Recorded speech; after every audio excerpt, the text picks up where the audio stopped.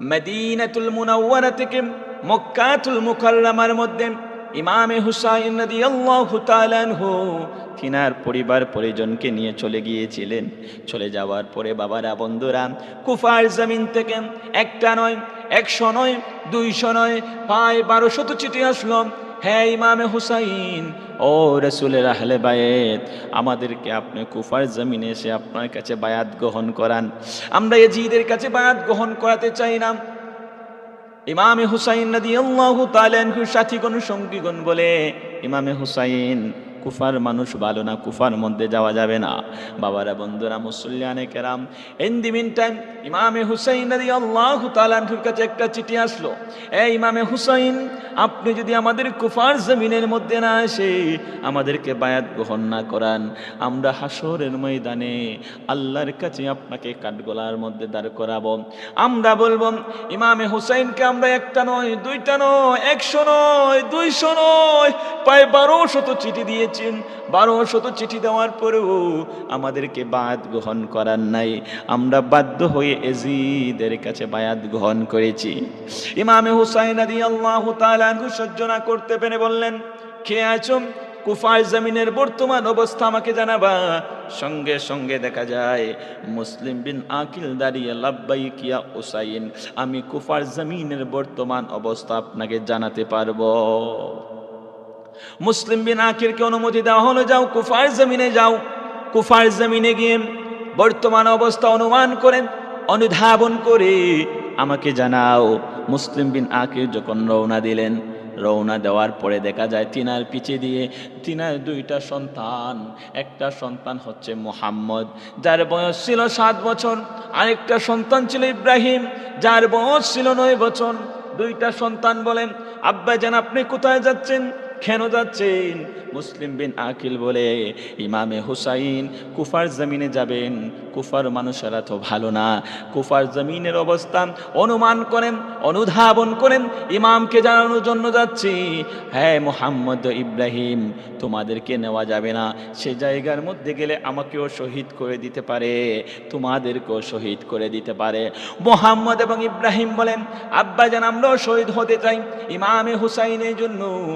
ইব্রাহিম এবং মুহাম্মদকে নিয়ে মুসলিম বিন আকিল যখন কুফার জমিনের মধ্যে গেলেন, কুফার জমিনের মধ্যে যাওয়ার পরে রে বাবারা, যখন বললেন আমি ইমামে হুসাইন রাদিয়াল্লাহু তাআলা আনহুর পক্ষ থেকে এসেছি, ইমামে হুসাইন রাদিয়াল্লাহু তাআলা আনহুর পক্ষ থেকে এসেছি, মুসলিম বিন আকিলের কাছে ফজরের নামাজ থেকে শুরু করে মাগরিবের নামাজ পর্যন্ত প্রায় 40,000 কুফার জমিনের মুসলমান বায়াত গ্রহণ করেছে।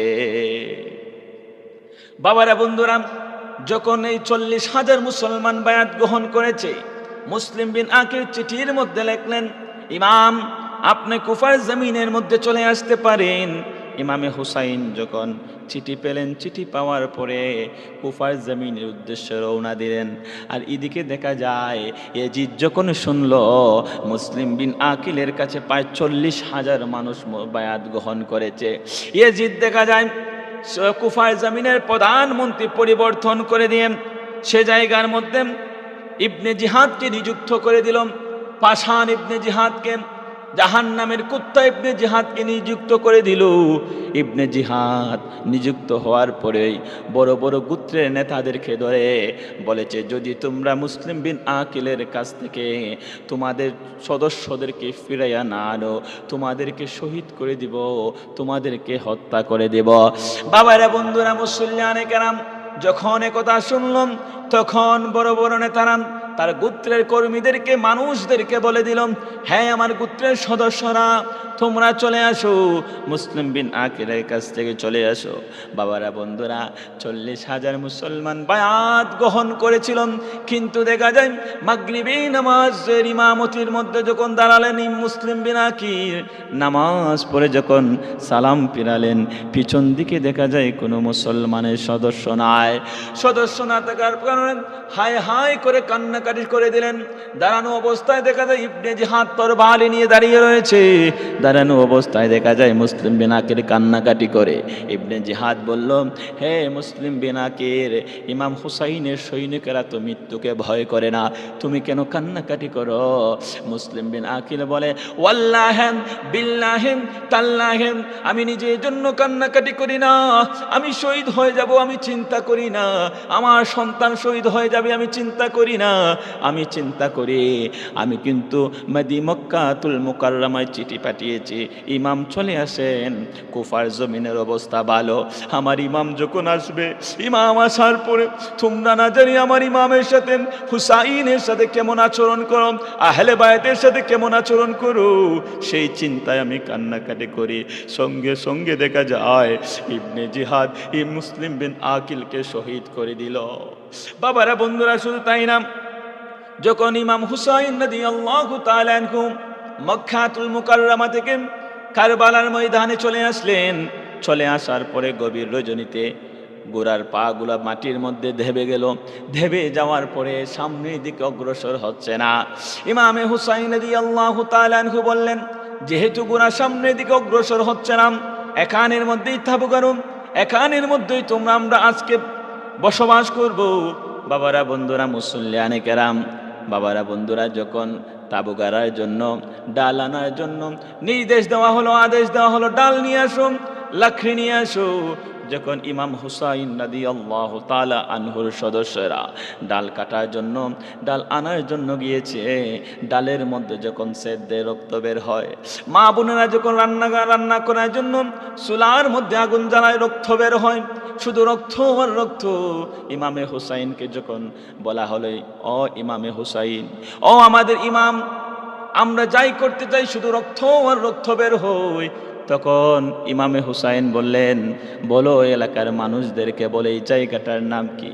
কেউ কেউ বলেছে এই জায়গাটার নাম হচ্ছে মারিয়া, আবার কেউ কেউ বলেছে এই জায়গাটার নাম হচ্ছে কারবালা।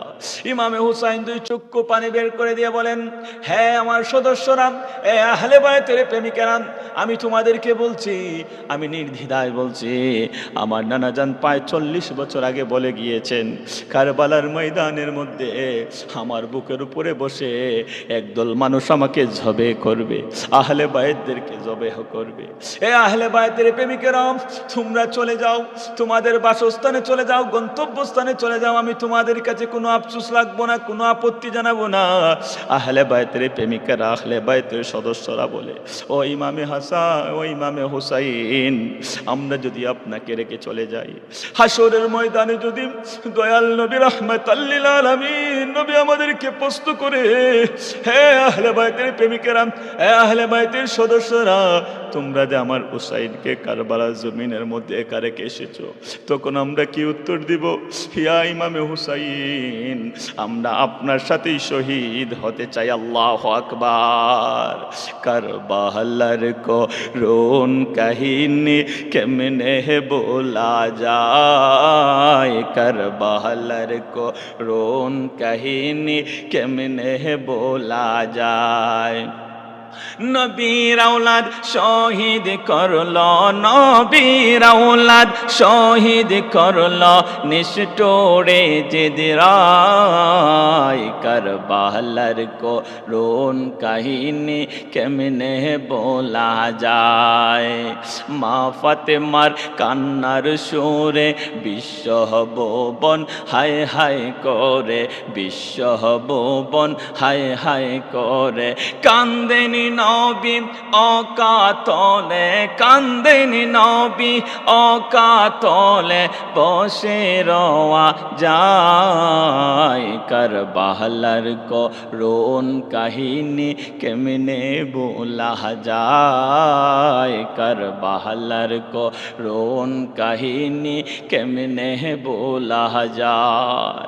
বাবারে বন্ধুরা, যখন 10 মুহররম শুরু হয়ে গেল, মুহররমের 10 তারিখে দেখা যায় এজিদের সৈন্যরা চতুর্দিকের মধ্যে প্রায় 20,000 সৈন্য নিযুক্ত করে দিয়েছে ইমামে হুসাইনের বংশ, আহলে বায়তের বংশকে নির্বংশ করার জন্য। ফুরাত নদীর মধ্যে দেখা যায় 4,000 সদস্য এজিদের সদস্যদেরকে নিযুক্ত করে দিয়েছে বাবারা, বন্ধুরা, মুসল্লিয়ানে কেরাম, এই ফুরাতের নদীর পানি তারা বলছে পশু পাখি পান করবে, কিন্তু আহলে বাইতের সদস্যরা, ইমামে হুসাইন রাদিয়াল্লাহু তাআলা আনহুর সদস্যরা পান করতে দিবে না। যখন বাবা 10ই মুহররম আহলে বাইতের তাঁবুর মধ্যে বড় বড় পাথর নিক্ষেপ করা শুরু করে দিল, সঙ্গে সঙ্গে ইমামে হুসাইন রাদিয়াল্লাহু তাআলা আনহু বলেন, কে আছো, কে আছো, ইয়াজিদের সৈন্যদের সাথে সর্বপ্রথম যুদ্ধ করবা। সঙ্গে সঙ্গে দাঁড়িয়ে গেল আব্দুল্লাহ কালবি, বলেন সুবহানাল্লাহ। আব্দুল্লাহ কালবি দাঁড়িয়ে বলে, রাব্বাই কিয়া হুসাইন, আমি ইসলামের জন্য, দ্বীনের জন্য, আপনার জন্য আমি ইয়াজিদের সৈন্যদের সামনে যুদ্ধ করতে চাই। বাবারা, বন্ধুরা, আব্দুল্লাহ কালবিকে ইমাম হুসাইন বললেন, তোমাকে যুদ্ধের মধ্যে দেওয়া যাবে না।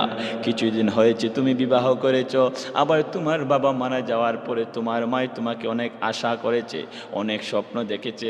যদি যুদ্ধের ময়দানে যেতেই হয় তাহলে তোমার মা এবং তোমার স্ত্রী অনুমতি রাখবে। যখন আব্দুল্লাহ কালবি মায়ের কাছে গেল, আম্মা জান, আমি ইয়াজিদের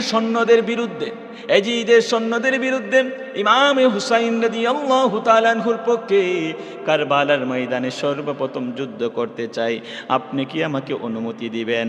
আব্দুল্লাহ কালবির মা বলে, তুমি একজন আব্দুল্লাহ কালবি নয়, আমার সন্তান যদি 100 আব্দুল্লাহ কালবি হয় তাহলে ইমামে হুসাইনের কদমে কুরবান করে দিব। যখন আব্দুল্লাহ কালবি স্ত্রীর কাছে গেলেন, স্ত্রীর কাছে বলেন, আমি হুসাইনের পক্ষে যুদ্ধ করব কারবালার ময়দানে। তখন স্ত্রী বলেন, আমার একটা শর্ত রয়েছে, যেতে পারবেন? সেই শর্তটা হচ্ছে, আপনি কারবালার ময়দানে যাওয়ার পরে আপনি শহীদ হয়ে যাবেন, জান্নাতে চলে যাবেন। জান্নাতে যাওয়ার সময় 70,000 হুর গেলমান আপনাকে হাতে ধরে ধরে জান্নাতে নিবে। আমার শর্ত হচ্ছে, আপনি যখন জান্নাতে যাবেন 70,000 হুর গেলমানের হাত ধরে জান্নাতে যেতে পারবেন না। আপনি যখন জান্নাতে যাবেন আপনার স্ত্রী আমার হাত ধরে আপনি জান্নাতে যাবেন।